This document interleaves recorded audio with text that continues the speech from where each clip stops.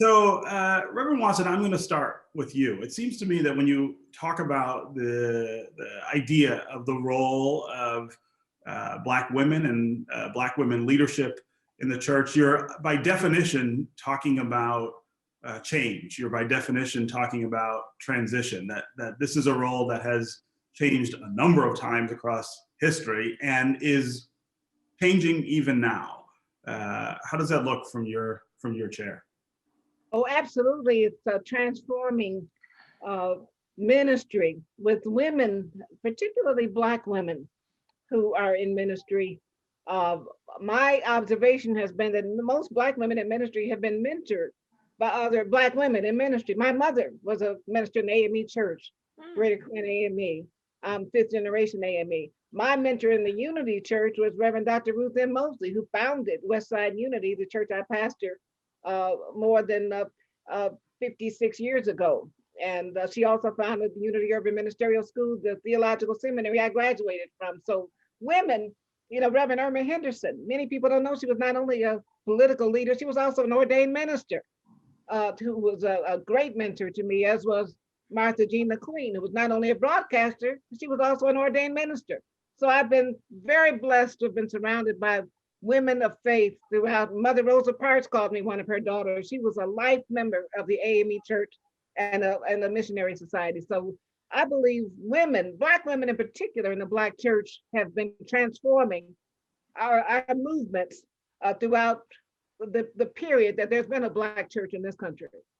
And Reverend Watson, the leadership role that we see also changing and emerging for Black women. Talk about what's driving that change right now. I believe that certainly Black women in ministry, spiritually rooted women, are the reason that there's such political change in the air right now nationally. There would not be a President Joe Biden, help me somebody, if there were not for Black women. That's Black right. women. Yes. All over Atlanta. One of my mentors is in Atlanta, and she told me directly how she ushered 60 Black women, church women, into the rural areas of Georgia, who were signed to get people in rural areas of Georgia to the polls to vote. And that has transformed this country. And the reason we're all receiving a stimulus right now is because of those Black church women. Yeah. Reverend Harris, I'm curious, because you're a young minister, a Black minister, female minister. Historically, there's a tension between the sort of patriarchy in the Black church and the need and the desire for women to be in leadership. But I wonder, as somebody who's younger and is experiencing that tension now, what it looks like for you. Well, yeah, I mean, that definitely is the case. Unfortunately, the tension of being a woman and what we say in the church, being called to ministry, when a call has been placed on your life. And I think for me, personally, one of the things that I have been really blessed to have is to be in a church that I grew up in. And I left away to do ministry in other parts of the country. But when I came back to the home church, the church that was started out of my home that I was raised in by my father and my mother, Kenneth Harris and Ruthie Harris. And when I went to my parents and told them, I said, I have a call for ministry. I'm called into the ministry. And, and to be able to have a father who was in ministry for a number of years, and actually was one of the first, I want to say, Baptist pastors in the area who had ordained a woman to be associate minister at my church. And so I grew up sort of within a fellowship where I heard the Spirit speak through the Black female voice.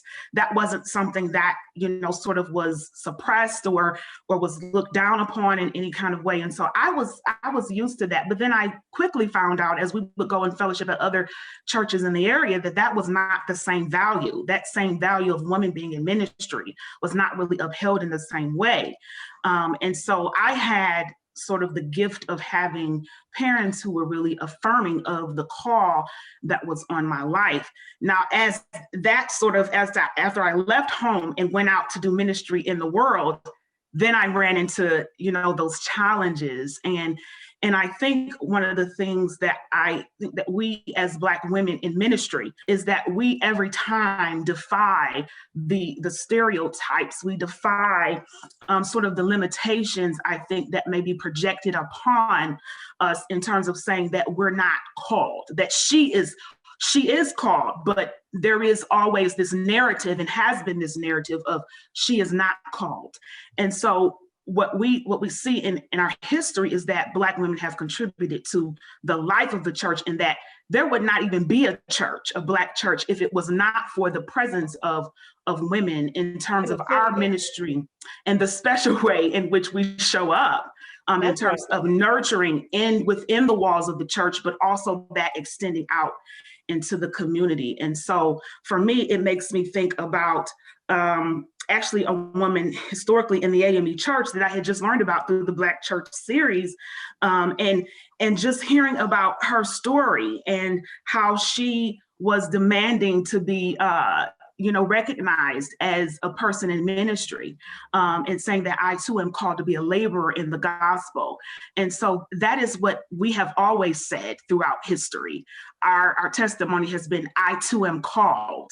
And we have been able to demonstrate that the Spirit does speak through us and show up through us in the work of our hands, in our voices being used prophetically and politically, I think, to speak truth to power and to understand how that affects and shapes our communities.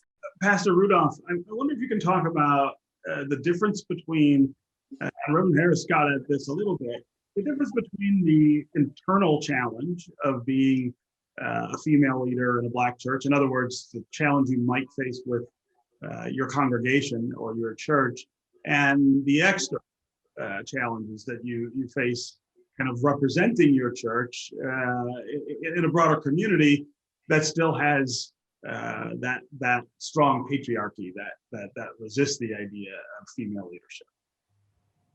So I have been in ministry for 21 years now. And in that 21 years, I've seen a lot and experienced a lot.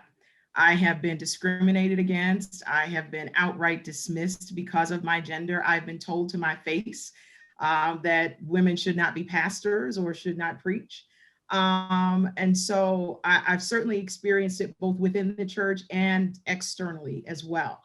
I've had members who would not open up to a female leader, but I must say it has not all been bad. I have been mentored by both men and women. I'm someone who grew up in a family of men. I have 5 brothers, and both of my parents raised us. So it was my mother and I with 6 men in the household. And what I did not realize until about a year ago when I was being interviewed is that really helped prepare me for leadership in a male-dominated society. And so I had no issue with being supervised by a man because I was accustomed to that with my father. I had no issue seeing men as my peers because I was accustomed to that with my brothers. And because I had both younger and older brothers, I did what older siblings do. I bossed around my younger brothers, so I had no issues supervising men either. And I wasn't intimidated by or anything like that. But so I've had the challenges, but I've also had really good experiences. I'm the first female pastor of a church that is 100 years old. And my bishop in the AME church, we are governed by an episcopacy, which means that we are not necessarily brought in by a congregation or a congregationally led church, but we are appointed by bishops. And my bishop, who is a forward-thinking bishop, was bold enough to be pioneering enough to send a female pastor to a flagship church, which, is uncommon sometimes. And so I thank God for forward thinkers like him. I thank God for forward thinkers like my father in ministry, Reverend William Watley, and also the women who have mentored me and the women upon whose shoulders we stand. Reverend Harris earlier mentioned Jarena Lee, who was licensed to preach in the AME church back in 1819, and was not ordained. She was refused ordination, though, was not ordained until 2016 when we posthumously ordained her. And she preached and did ministry all over. But we thank God that we finally did affirm her gifts and her calling and her ordination posthumously. Amen. So for me, it's been a mixed experience. I have suffered discrimination, but I've also been affirmed very publicly as well as privately. And I thank God for the ways in which my upbringing prepared me to excel in a male-dominated field. Amen. You're such a political icon in our city. I wonder if you can talk about the difference between the struggle against patriarchy in politics and the struggle against patriarchy in the church. Which one was easier to navigate than the other? And were there things that you could bring from the church to fight against patriarchy in politics? Well, it's interesting that you mentioned that, because I've had a practice, just because of my own personal intent of bringing the Bible to the council table every day. And Lord knows some sessions we needed prayer, but that was just what I was, part of who I was.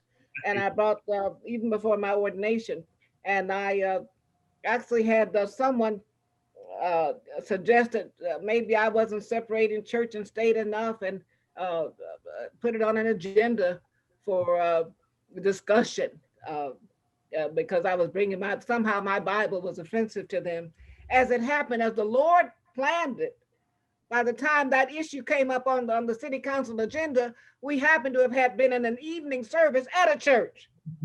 Come on, somebody, nothing but God, only God could have ordained that. So, with the pastor in the fellowship hall, nobody's going to raise any issues with my Bible at the council table as we conduct a business meeting for the city in a church fellowship hall. So that went away without my saying a word. I didn't have to say one word. The persons who were opposed didn't open their mouths. But I have had, I was invited to be a Women's Day speaker at a church once, a very friendly invitation. I said yes and went. Then the pastor said to me, "Now, we don't allow women to speak from the pulpit, but you can speak from the lectern on the floor."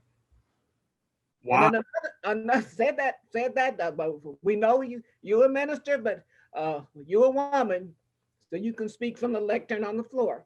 I said, well, you can give the message from any space. I can give it from the front pew if you like, wherever you designate, I will do that.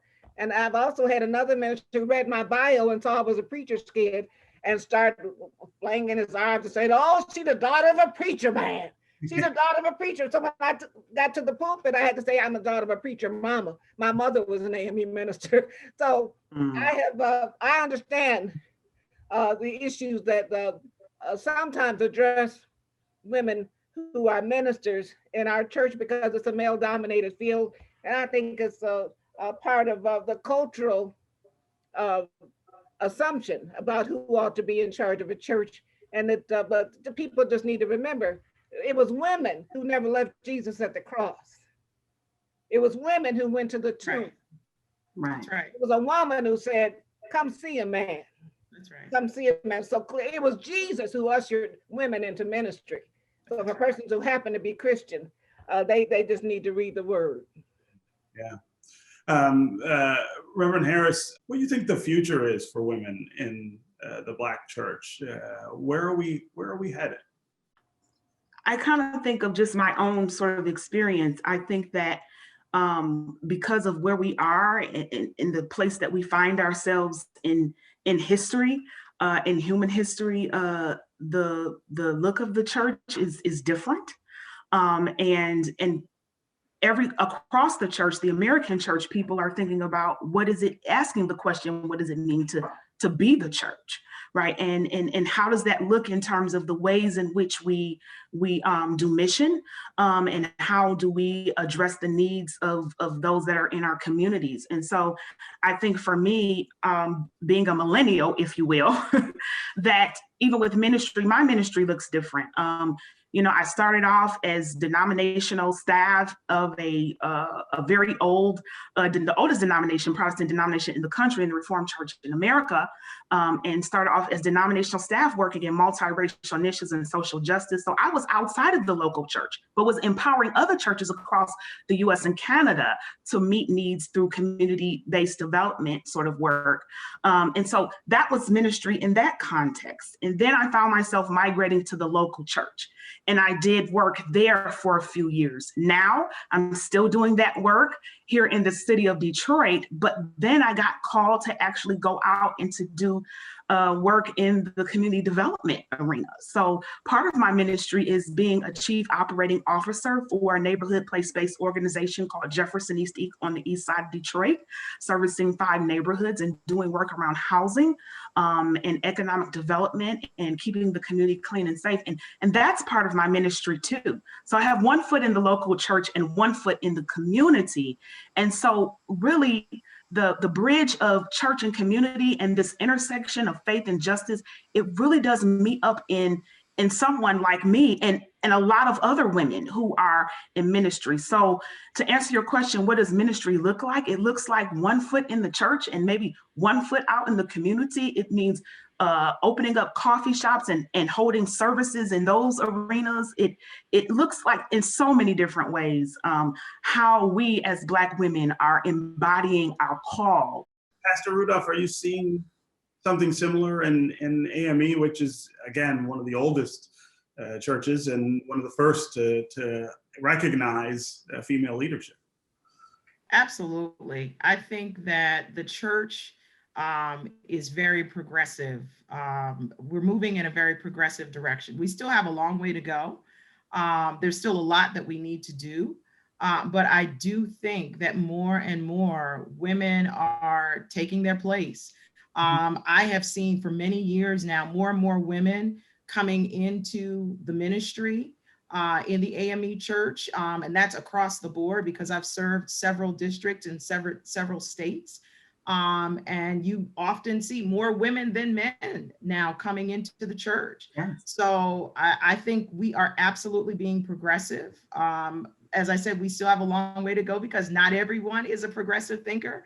And you really need those kinds of progressive thinkers at the helm of the church. Right. We do have some, but we certainly have a ways to go. But I thank God that we are not where we once were, where we were denying people opportunities and not recognizing their gifts.